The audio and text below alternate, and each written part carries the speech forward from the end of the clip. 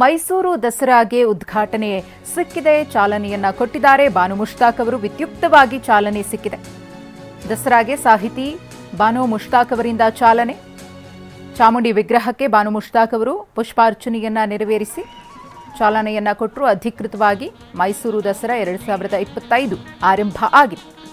ಇವತ್ತಿನಿಂದ ಅಕ್ಟೋಬರ್ 2ರವರೆಗೆ ಈ ಸಡಗರ ಸಂಭ್ರಮ. ಮೈಸೂರು ದಸರಾದ ವಿಜೃಂಭಣೆ ಅದ್ಧೂರಿಯಾಗಿರುತ್ತೆ.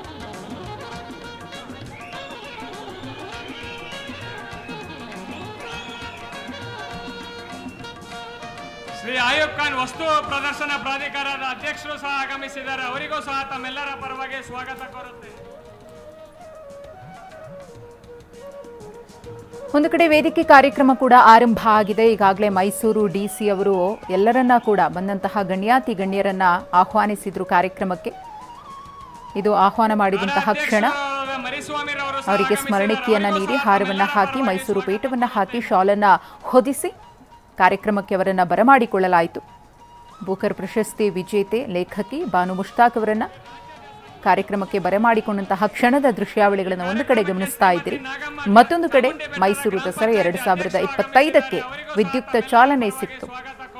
ಪುಷ್ಪಾರ್ಚನೆ, ದೀಪ ಬೆಳಗಿಸುವ ಮೂಲಕ ಗಣ್ಯಾತಿ ಗಣ್ಯರು ಸಿಎಂ ಸಿದ್ದರಾಮಯ್ಯನವರು, ಬಾನು ಮುಷ್ತಾಕ್ ಅವರು ಸೇರಿದಂತೆ ಮೈಸೂರು ಜಿಲ್ಲಾ ಉಸ್ತುವಾರಿ ಸಚಿವರು, ಶಾಸಕರು, ಮೈಸೂರು ಜಿಲ್ಲಾಡಳಿತ, ಗಣ್ಯಾತಿ ಗಣ್ಯರ ಉಪಸ್ಥಿತಿಯಲ್ಲಿ ಚಾಲನೆಯನ್ನ ಕೊಡಲಾಯಿತು ಮೈಸೂರು ದಸರಾಗೆ.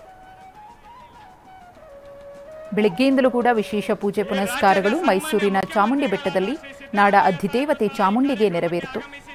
ಪೂಜೆ ಪುನಸ್ಕಾರದಲ್ಲಿ ಬಾನು ಮುಷ್ತಾಕ್ ಅವರು ಕೂಡ ಭಾಗಿಯಾದರು. ಮಹಾಮಂಗಳಾರತಿಯನ್ನು ಪಡೆದುಕೊಂಡರು.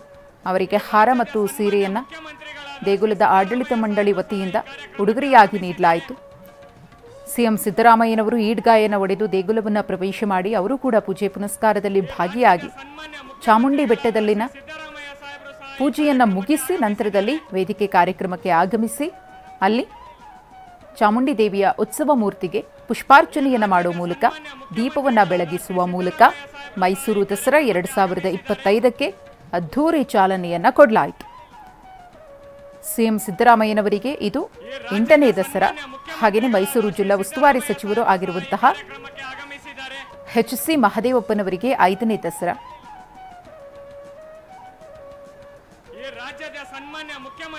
ಒಂದು ಕಡೆ ಗಮನಿಸ್ತಾ ಇದ್ದೀರಿ ನಾಡದೇವಿಗೆ ಪೂಜೆ ಸಲ್ಲಿಸಿದಂತಹ ಗಣ್ಯಾತಿ ಗಣ್ಯರ ದೃಶ್ಯ. ಮತ್ತೊಂದು ಕಡೆ ಉದ್ಘಾಟಕಿಯಾಗಿ ಆಯ್ಕೆಯಾದಂತಹ ಬಾನು ಮುಷ್ತಾಕ್ ಅವರನ್ನ ಸನ್ಮಾನಿಸಿದಂತಹ ಕ್ಷಣ.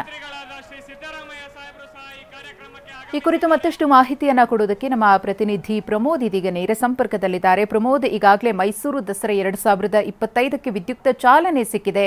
ಆ ಕ್ಷಣವನ್ನ ಪ್ರತಿಯೊಬ್ಬರು ಕೂಡ ಕಣ್ತುಂಬಿಕೊಂಡಿದ್ದಾರೆ. ಸಡಗರ ಸಂಭ್ರಮವನ್ನೇ ಮಾಡಿದೆ. ವೇದಿಕೆ ಕಾರ್ಯಕ್ರಮ ಕೂಡ ಆರಂಭ ಆಗಿದೆ. ಹೇಗಿದೆ ಅಲ್ಲಿನ ಖುಷಿಯ ವಾತಾವರಣ ಪ್ರಮೋದ್?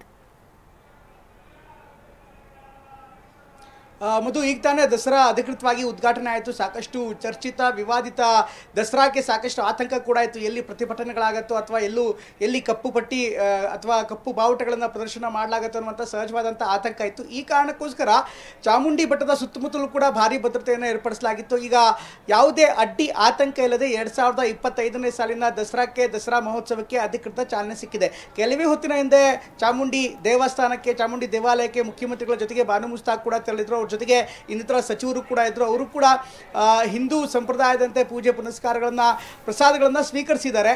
ಈ ಮೂಲಕ ಒಂದು ಸಂದೇಶವನ್ನು ಕೂಡ ರವಾನೆ ಮಾಡಿದ್ದಾರೆ. ಅಫ್ಕೋರ್ಸ್ ಇದೇ ವಿಚಾರವನ್ನು ಮುಂದಿಟ್ಟು ಭುವನೇಶ್ವರಿ ಮೇಲೆ ನಂಬಿಕೆಯಲ್ಲಿದ್ದಂಥವರು ಚಾಮುಂಡೇಶ್ವರಿಯನ್ನು ನಂಬ್ತಾರೆ ಅನ್ನುವಂಥ ಪ್ರಶ್ನೆಯನ್ನು ವಿಪಕ್ಷ ಬಿಜೆಪಿ ನಾಯಕರು ಕೂಡ ಕೇಳಿದರು. ಅದಕ್ಕೆ ಸಂದೇಶ ಎಂಬಂತೆ ಏನೋ ನೇರವಾಗಿ ಚಾಮುಂಡೇಶ್ವರಿ ದೇವಿಗೆ ತೆರಳಿ ಅಲ್ಲಿ ಆರತಿ ಸೇರಿದಂತೆ ಇನ್ನಿತರ ಪೂಜಾ ಕೈಂಕರ್ಯದಲ್ಲೂ ಕೂಡ ಅವರು ಭಾಗಿಯಾದರು ಬಾನು ಮುಷ್ತಾಕ್. ಅದಾದಮೇಲೆ ವೇದಿಕೆ ಕಾರ್ಯಕ್ರಮ ಕೂಡ ನಡೀತು. ನಾನೀಗ ದೇವಸ್ಥಾನದ ಮುಂಭಾಗದಲ್ಲಿ ಇದೀನಿ, ನೋಡ್ಬೋದು. ಇನ್ನೂ ಕೂಡ ಯಾವ ರೀತಿ ಬಿಗಿ ಭದ್ರತೆ ಆ ಭಾಗದಲ್ಲಿ ಇದೆ ಅನ್ನುವಂಥದ್ದನ್ನು ನೀವು ನೋಡ್ತೀರಾ. ಅಂದರೆ ಯಾವುದೇ ರೀತಿಯಂಥ ಅಹಿತಕರ ಘಟನೆ ನಡೀಬಾರ್ದು ಅನ್ನುವಂಥ ಏಕೈಕ ಕಾರಣಕ್ಕೋಸ್ಕರ ಈಗ ಇನ್ನಷ್ಟು ಬಿಗಿ ಭದ್ರತೆಯಿಂದ, ಅಂದರೆ ಕಾರ್ಯಕ್ರಮ ಪಕ್ಕದಲ್ಲೇ ನಡೀತಾ ಇದೆ. ಈ ದೇವಸ್ಥಾನದಿಂದ ಸುಮಾರು ಒಂದು 10 ಮೀಟರ್ ದೂರದಲ್ಲೇ ವೇದಿಕೆ ಇದೆ. ಹೀಗಾಗಿ ಯಾವುದೇ ರೀತಿಯಂಥ ತೊಂದರೆ ಆಗಬಾರ್ದು ಅನ್ನೋ ಕಾರಣಕ್ಕೋಸ್ಕರ ನೋಡ್ತಾ ಇದ್ದೀರಾ ಆ ಪೆಂಡಾಲ್ ಏನು ಕಾಣಿಸ್ತಾ ಇದೆ, ಆ ಪೆಂಡಾಲ್ ಕಾಣಿಸ್ತಾ ಇರುವಂಥ ಆ ಒಂದು ಸಭಾಂಗಣದಲ್ಲಿ ಈಗ ಕಾರ್ಯಕ್ರಮ ನಡೀತಾ ಇರುವಂಥದ್ದು. ಹೀಗಾಗಿ ಯಾವುದೇ ಅಹಿತಕರ ಘಟನೆ ನಡೀಬಾರ್ದು ಅನ್ನುವಂಥ ಕಾರಣಕ್ಕೋಸ್ಕರ ಹೆಚ್ಚಿನ ಬಿಗಿ ಭದ್ರತೆಯನ್ನು ಕೂಡ ಮಾಡಲಾಗಿದೆ. ಒಂದಂತೂ ಸಾಕಷ್ಟು ನಿರೀಕ್ಷೆಗಳಿತ್ತು. ಯಾವ ರೀತಿ ಈ ಬಾರಿಯ ದಸರಾ ಇರುತ್ತೆ, ಏನಾಗುತ್ತೆ, ಜೊತೆಗೆ ಸಹಜವಾಗಿ ಇನ್ನಿತರ ಸರ್ಕಾರಿ ಕಾರ್ಯಕ್ರಮ ಅಲ್ಲದೆ ಭಕ್ತಾದಿಗಳಿಗೆ ಕೂಡ ಹೆಚ್ಚಿನ ಸಂಖ್ಯೆಯಲ್ಲಿ ದೇವಸ್ಥಾನಕ್ಕೆ ಬರ್ತಾರೆ. ಹೀಗಾಗಿ ಸದ್ಯದ ಮಟ್ಟಿಗೆ ಈ ಬಾರಿ ಸ್ವಲ್ಪ ತೊಂದರೆ ಆಗಿದೆ ಭಕ್ತಾದಿಗಳಿಗೆ. ಈ ಕಾರ್ಯಕ್ರಮ ಮುಗಿಯೋ ತನಕ ಯಾರಿಗೂ ಕೂಡ ಒಳಗಡೆ ಬಿಡ್ತಾ ಇಲ್ಲ.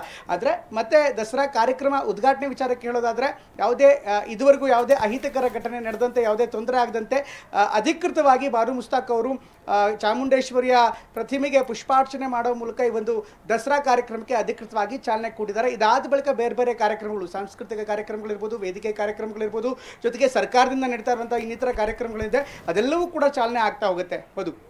ಓಕೆ, ಧನ್ಯವಾದ ಪ್ರಮೋದ್ ತಮ್ಮೆಲ್ಲ ಮಾಹಿತಿಗಾಗಿ.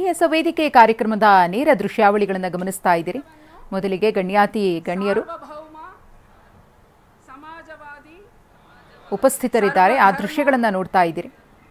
ಎಲ್ಲಾ ಗಣ್ಯರು, ಆಹ್ವಾನಿತರೆಲ್ಲರೂ ಕೂಡ ವೇದಿಕೆ ಮೇಲೆ. ಪ್ರಜಾಸತ್ತಾತ್ಮಕ ಗಣರಾಜ್ಯವಾಗಿ ರೂಪಿಸುವುದಕ್ಕಾಗಿ ಹಾಗೂ ಅದರ ಎಲ್ಲ ಪ್ರಜೆಗಳಿಗೆ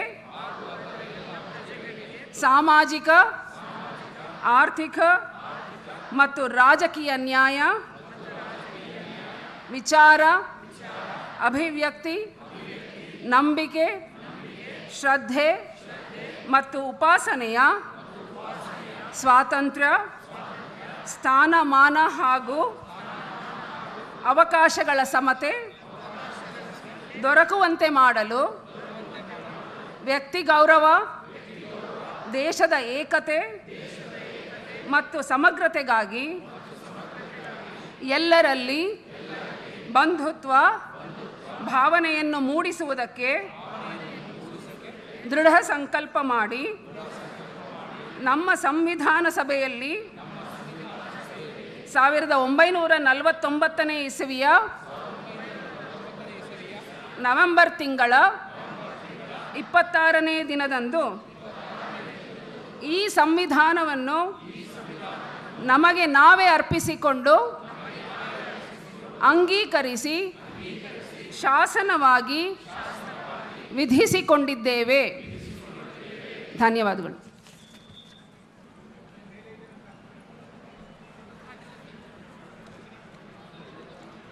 ಧನ್ಯವಾದಗಳು.